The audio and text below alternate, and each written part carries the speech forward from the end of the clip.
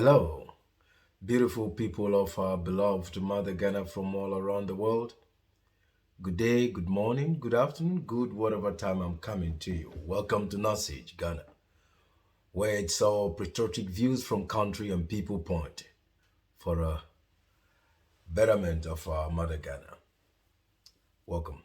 Please do remember to like the video and share with other Ghana-loving Ghanaians and subscribe to the channel for more patriotic views from country and people point. Today, yet another article that I want to respond to, which is maybe about a week now or more. The Russian government, through its outlet in Ghana, the Russian embassy, has, warned or point finger at Ghana to stop blaming them for any economic difficulties that Ghana is or might be experiencing in the now.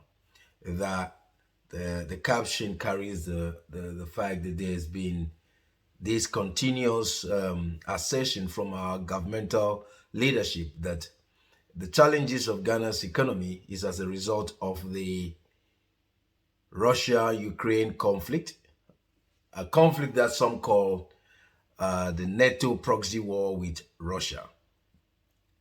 And I am inclined to agree with Russia that Ghana should not blame them for whatever economic hardship they're having at the moment. And I want to talk about this. And in respect to the trend that I have noticed as far as our political leadership is concerned, or since the Fourth Republic, our democracy is associated with this politics of blame game. Instead of acknowledging and accepting responsibility or to acknowledge one's failure to deliver, we will blame somebody else. And I believe this is one of the cases where we have blamed in quote, a superpower nation that has the boldness to say, look, you can't blame us for this. But let's look at some facts. Russia-Ukraine war, alias NATO proxy war with Russia, started with on the 24th of February, March, April. And that is thrown Ghana's economy into a difficulty or a hardship.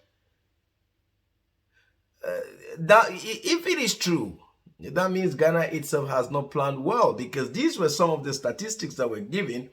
Dr. Baumia, the vice president, went to a conference and cited the same thing. Even our president also blamed during his Easter message to the nation.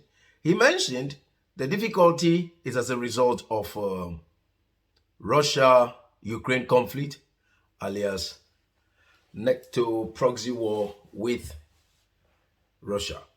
Now, in less than 3 months of this conflict has already thrown Ghana's economy into a difficulty. But the fact remains that our economy has always raised or begged question for a while now. If there be any reason for our economic difficulty, it should be associated with the unreasonable lockdowns as a result of, quote, as you will know. As a matter of fact, if Russia-Ukraine war will have an impact on our economy or any other economy, it should be after maybe 3, 4, 5, or 6 months, 12 months later, the tailwind of maybe logistic supply difficulties and any other resources that are sourced from Russia, the tailwind of the delay or the sanctions.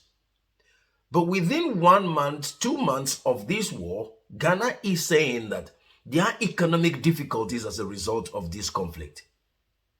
Come on, we can do better. But this is what I have noticed. Since the Fourth Republic, not only this current sitting government, NPP, NDC as well, our political leadership are fond of blaming somebody else for their own failures or lack of the capability or the capacity to deliver or to perform. Even now, the sitting government, MPP, for being in government for the past 4-5 years counting, they still blame NDC for whatever. Now, if you consciously go and buy a broken car, you choose to buy the car. It requires fixing, maintenance, and you drive the car around anyhow. And all the resources available to you to maintain that car to a standard to be enjoyed by yourself and all those that are associated with you, you refuse to. And then you turn around to blame the person you've bought the car from to say, and the car is like this because no. You own the car now. You should be maintaining the car. You should be taking measures to make sure the car is roadworthy for your own consumption and the people around you.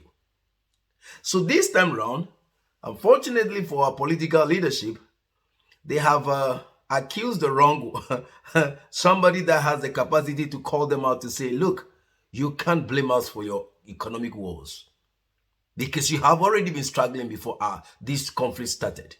And I agree with them. And I call on our leadership that enough of the blame game. Let's learn to do what is in front of us. You took the governmentship from NDC for 5 years now. You still blame NDC, doom saw this, doom saw that. And before you came, NDC used to do the same thing. And so our democracy is associated with the politics of blame game. If I can't perform, I blame somebody. If I cannot deliver, I blame somebody. That's an irresponsible life. To the point that some of the political leaders even go to the extent of saying, oh, my predecessor has done worse. In effect, whatever they are doing wrong is deliberate and is intentional. For me, any individual that will say, my predecessor has done worse than I am doing, is a premeditated failure, and that is criminal. It should be punishable. Yes, if your predecessor didn't perform well, that is why you seek the mandate. That is why you seek the office, so you can do better, so you can perform, so you can maintain, repair, fix, construct. If you can't do that, and you keep blaming others for your failure, your refusal to perform, that's an irresponsible behavior. And that has been associated with the politics in our country for a while. If NDC is not blaming MPP, MPP is blaming NDC. If an MP is not blaming another MP, then the other one is blaming the other one. And then the job in front of them is never done.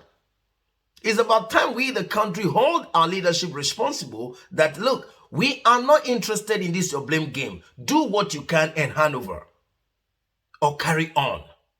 You can't ask for the mandate and then being given the mandate and turn around to say, yes, the challenge I have now is because of my predecessor. Yeah, your predecessor is not there. You are there. Do the job. Do the best you can. Is that what we see since the Fourth Republic? No. And this time round, you've touched the wrong guy. And they are calling you out to say, Ghana, shut up. We are not the reason for your economic woes. We are not the reason for your economic failure. If all these statistics I have here to say that we import about 30% grains from Russia, 50% flour, 39% fertilizer, what provision have we made all these years to have reserve just for events like this? So either way is a failure of our leadership to prepare for an event like this. And your failure to prepare is no reason to blame whatever they choose to do. In less than 3 months, you are already struggling. It's evident that you have not prepared And therefore, you have gone on the usual blame game that you play among yourselves. But this time round, it's again a nation that has the boldness and the capacity, the chest to say, you can't blame us. And I think I'm on their side because I have witnessed politics of blame game rather than politics of performance. This is what I thought to talk about. Then notwithstanding, the National Communications Director of MPP, Yao Boaben Asamoah, said, we, into bracket MPP, we don't have time to argue on this matter. Mr. Boaben, there is nothing to argue about. The fact is there, clear. 2 months of a conflict in a nation so many miles away from you, being the reason that you are having economic challenges, is proof positive that you have never planned, you have never looked ahead, and you have not made provision within your own country to be self-sufficient. I thought to talk about this because it's about time. Anyway, till I come your way, God bless Mother Ghana.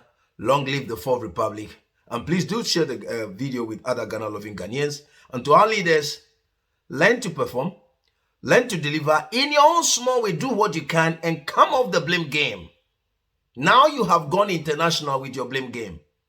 Yeah, before now, it has been a blame game between NPP and NDC. One minister and the other. But this time you've gone international with it. And Russia says, no, you're not going to blame us for this. And I agree with them.